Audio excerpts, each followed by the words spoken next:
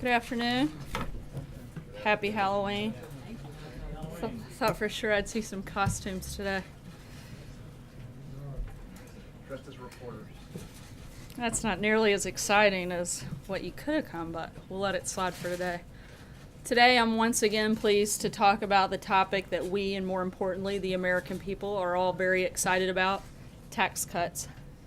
We're approaching the release of legislation based on the tax reform framework the president supports. Unfortunately, no matter how great the plan is for the hardworking families, Democrats are expected to criticize the tax cuts as they've done in recent years, putting partisan politics ahead of their constituents' pocketbooks. While arguing over President Reagan's 1981 tax cuts, Democrats claimed it would only benefit the rich. The Democrat Speaker of the House at the time, Tip O'Neill, called them royal tax cuts because he claimed they favored the wealthiest Americans. What really happened was more than 14 million new jobs were created over 5 years, incomes grew by over 22% for the next 7 years, and the economy grew by over 3.5% on average for the rest of the decade. Some Democrats must have been paying attention to history because as recently as last year, they publicly supported many of the principles for which the president is advocating today. That includes lowering the corporate tax rate, which is the highest among developed nations, so that our greatest businesses can be more competitive. In fact, Presidents Obama and Clinton both advocated for cutting corporate tax rates. Senate Democrat leader Chuck Schumer in the past called our tax system upside down and inside out. And last year, he actually admitted that cutting corporate taxes is, quote, really important for American competitiveness.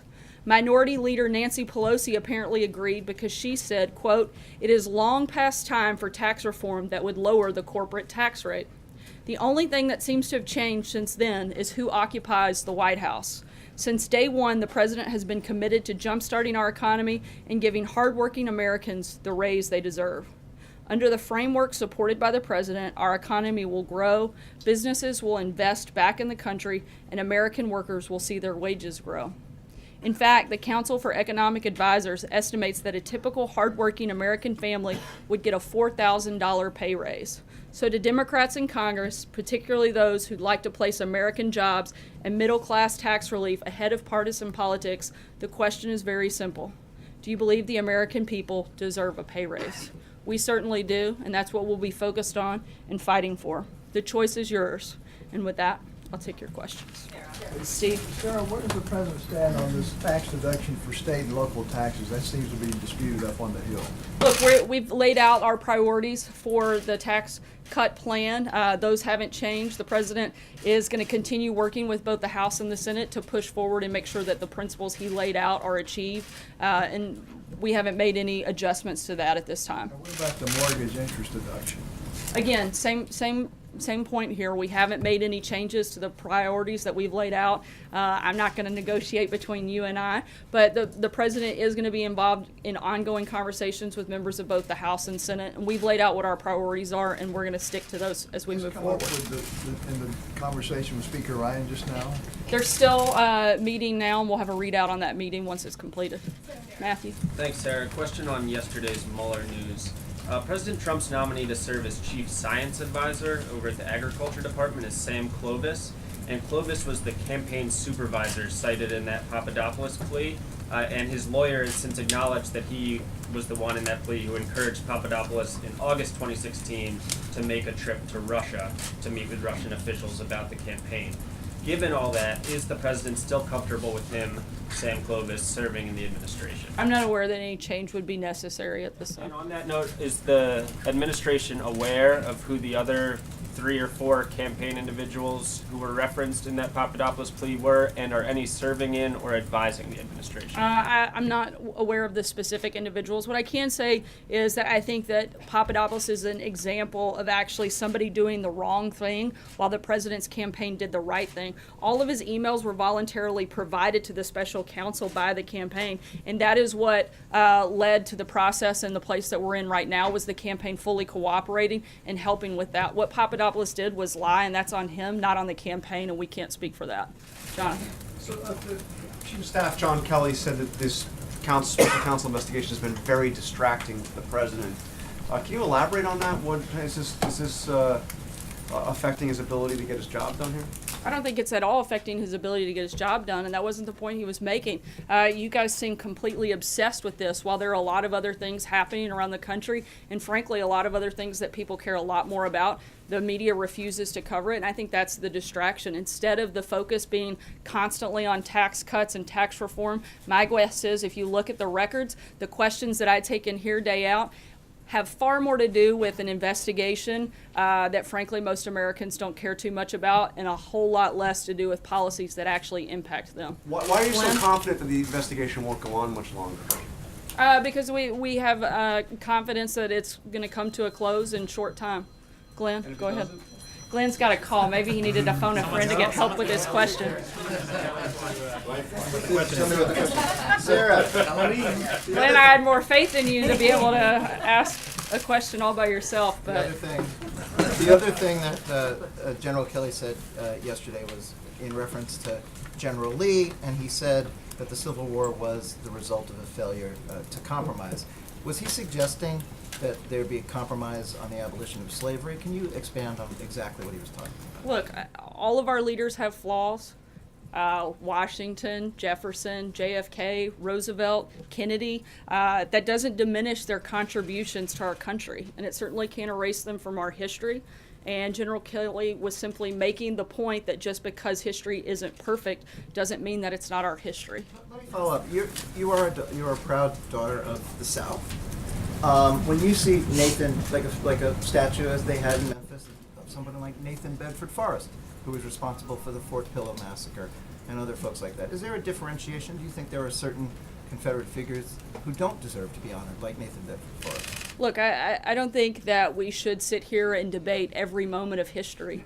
I think those moments took place. There are moments that we're going to be a lot less proud of than others, but we can't erase the fact that they happened. I think you have to determine where that line is. The president has said that those are something that should be left up to state and local governments, and that's not who I'm here representing today, so I'm not going to get into the back and forth on it. John?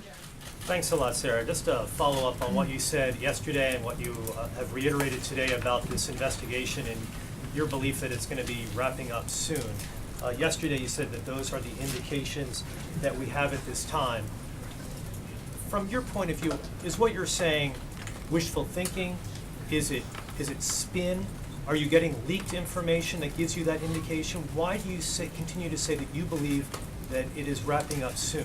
Again, that position has not changed, and we do think that it will wrap up soon.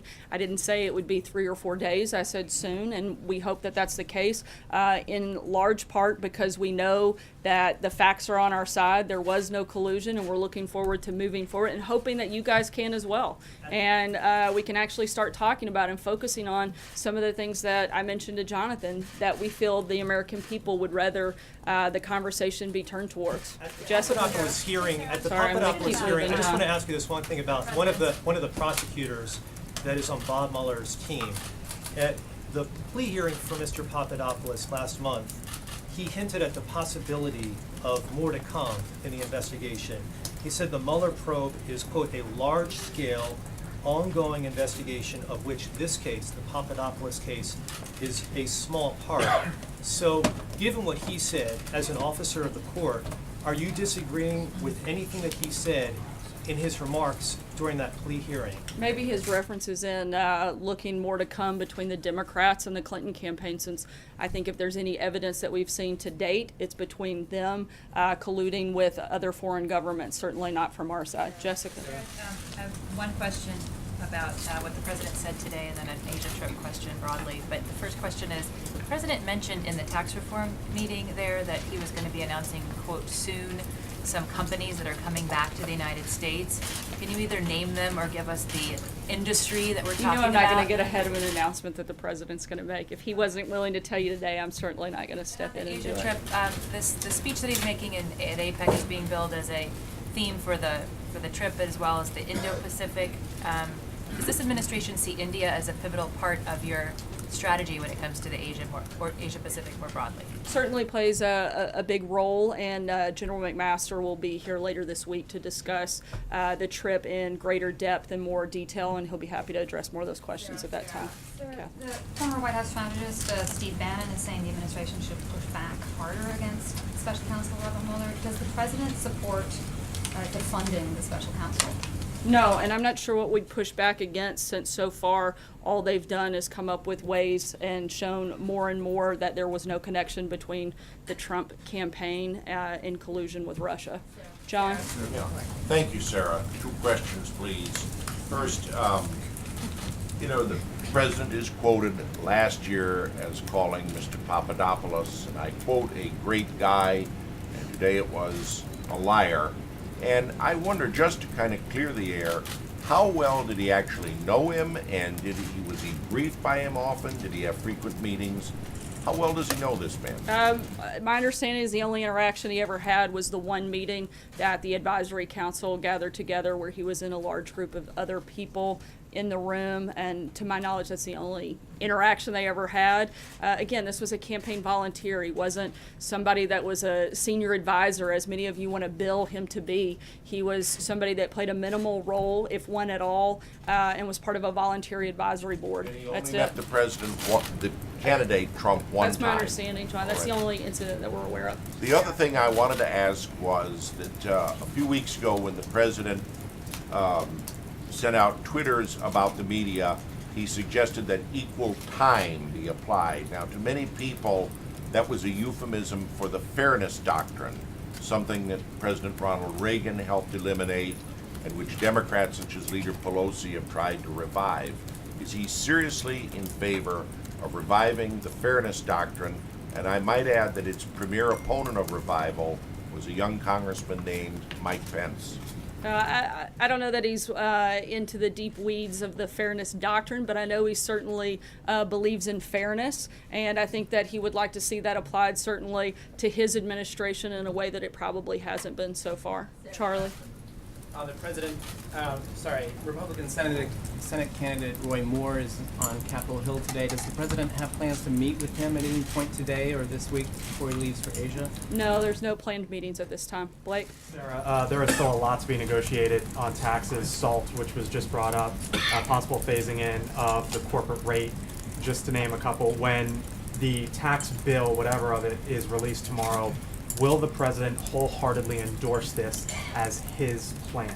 As of right now, we see no reason to feel otherwise, but until we see the details of that, I'm not going to speculate on where we are. We've laid out what our principles are, and we expect that piece of legislation to reflect those principles. If it does, you'll certainly see the administration come in with full-throated support. And lastly, on the Fed, I know you're not going to give us a name.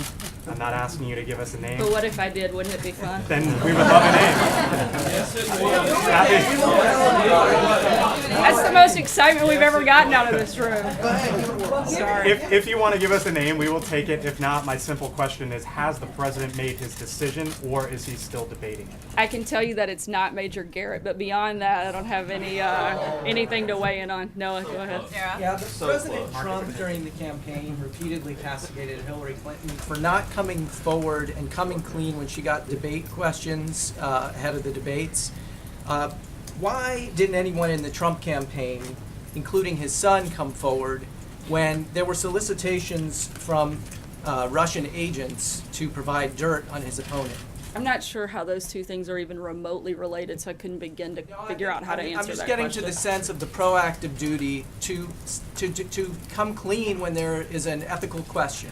And is the president upset that people in his campaign did not come clean when there were ethical questions I and don't believe that ethical to be lines an being ethical brushed? question. That's a pretty standard campaign operating procedure. The Russians is? That's not collaboration with the Russians. Sorry, Noah. I know you want it to be, but it just isn't. Go ahead. I have 2 questions. The first one is, you've been very clear that Trump didn't collude, but Hillary did. What is your definition of collusion? Well, I think the exchanging millions of dollars to create false information is a pretty big indication. I think taking millions of dollars into a foundation that benefits you while making decisions that impact people that gave that money, I think those are certainly areas of collusion that should certainly be looked at. And my second Stephen, question about, sorry. just to follow up from Glenn, Robert E. Lee aside, and I understand your point about how all leaders have flaws, what Kelly said yesterday was that an inability to compromise led to the Civil War, and back in the spring, the president said that he thinks that Andrew Jackson could have made a deal to avert the war. What is the compromise that they're talking about? To leave the southern states slave and the northern states free? What was the compromise that could have been made? I don't know that I'm going to get into debating the Civil War, but I do know that many historians, including Shelby Foote in Ken Burns' famous Civil War documentary, agree that a failure to compromise was a cause of the Civil War. There are a lot of historians that think that, and there are a lot of different versions of those compromises. I'm not going to get up here and relitigate the Civil War, but there's certainly, I think, some historical documentation that many people, and there's pretty strong consensus, people from the left, the right, the north, and the south, that believe that if some of the individuals engaged had been willing to come to some compromises on different things, then it may not have occurred. Compromise on Honestly, Sarah. Thanks, Sarah. Apropos of what's going on in the Hill this afternoon, and Facebook disclosing yesterday that more than 100 million Americans were apparently exposed to what amounts to Russian propaganda. What's the White House's view of that notion that more than 100,000 people have been reading and watching what this Russian outlet has been putting out? And what do you make of the notion that there ought to be some kind of requirement that Facebook be required to disclose, the way that many broadcasters are required to disclose, when political ads are made? I think we need to see how this process works out over the next several days. And some of those questions are things that you're going to ask Facebook. That's not something that the federal government can weigh in at this point until the findings of that investigation and those hearings are completed. Hallie? I'd like to follow up on something you said earlier, but I also want to follow up on the conversation that's been happening about this slavery compromise. I'm not asking you to relitigate the Civil War. We don't need a history lesson on the compromises that have happened. But does the White House at least acknowledge that the Chief of Staff's comments are deeply offensive to some folks and historically inaccurate? No, because as I said before, I think that you can't, because you don't like history doesn't mean that you can erase it and pretend that it didn't happen. And I think that's the point that General Kelly was trying to make. To try to create something and push a narrative that simply doesn't exist is just frankly outrageous and absurd. I think the fact that we keep trying to drive, the media continues to want to make this and push that this is some sort of a racially charged and divided White House. Frankly, the only people I see stoking political racism right now are the people in the groups that are running ads like the one you saw take place in Virginia earlier this week. That's the type of thing that I think really is a problem, and I think it is absurd and disgraceful to keep trying to make comments and take them out of context and mean something they simply don't. I'm not trying to drive a narrative, Sarah. Sarah, can I follow up on that? There's a new poll out that shows that the public seems to trust many of the mainstream media outlets that the president criticizes more than they trust the president himself. Why do you think this would be, and do you think the White House agrees with that? I haven't seen anything to suggest that. I'd have to look into it. I certainly can't comment on some study I know nothing about and don't agree with. Sarah, given some of the criticism we've heard from the president's outside advisors, is the president happy with his legal team right now? Does he feel well represented, well defended when it comes to the Mueller probe particularly? I'm not sure how he couldn't, considering, as I said yesterday and I've repeated several times today, all of the revelations that have taken place over the last several days and hours have nothing to do with the president, have nothing to do with his campaign. And I think the further we get into it, the more and more we see that happening. Sorry, Kevin? one other question on Thank you, something Sarah. said. I just wanted to ask about taxes and then maybe just a very quick follow on the discussion about compromise. If I'm understanding you correctly, what you're really saying is he's not suggesting a compromise on slavery. He's talking about other compromises that may have been germane to that period of history. Look, I think that was Is part of that the fair? conversation that a lot of people have had. He didn't get into the specifics because that's something that's been discussed very widely by many historians, again, from both the left, the right, the north, the south, however you want to look at it. And he didn't get into the details of it because it wasn't the point he was making. On taxes, just want to get a sense of what the president might really be interested in as far as the child tax credit and as far as the Obamacare individual mandate. Is it your opinion that the president would be supportive of both? meaning that they need to be a major tenet of the tax reform that we'll be unveiling this week? He certainly supports the child care tax credit. I'm sorry, what was the other piece you're asking The about? Obamacare individual mandate, does that have to be a part of tax reform? I don't believe it has to be part of tax reform, but the child care tax credit is something he'd certainly like to see. Take one last question, Major. Sarah, you said to us a few moments ago, the Papadopoulos plea agreement is an example of an individual doing the wrong thing, but the campaign doing the right thing, if I remember what you said correctly. Does that extend to Sam Clovis encouraging George Papadopoulos to go to Russia on behalf of the campaign to solicit information? My understanding is there was an encouragement. He made multiple attempts at setting up a variety of meetings that were constantly rebuffed. He also made false statements to investigators. That's something that the campaign nor the administration would ever support. All of his emails, again, were voluntarily provided to the special counsel by the campaign, and that is how they got to the place that they're in right now. Are you saying that Clovis is being misinterpreted by George Papadopoulos? I'm not getting into the detail of that. I'm talking specifically about the multiple attempts that he made in setting up a variety of meetings. There were more than one instance in which he tried to set up meetings that were rebuffed by the campaign. He lied about a lot of those activities, and that is the place that you, I think, see come through in the emails that were voluntarily turned over. One thing you said yesterday, you were asked at one point during yesterday's briefing when the president became aware that Russia was behind the hacking and possession of emails. You said, I'm not sure of the specific date of when that took place, so I'd have to look and get back to you. Yeah, I can respond to that now. The president was briefed in a pretty widely publicized meeting back in January. Later that very day, he said publicly that he'd received the intelligence briefing and he believed that Russia was behind the email hacks. Thanks so much, guys. Hope you have a happy and safe Halloween. Thanks, guys.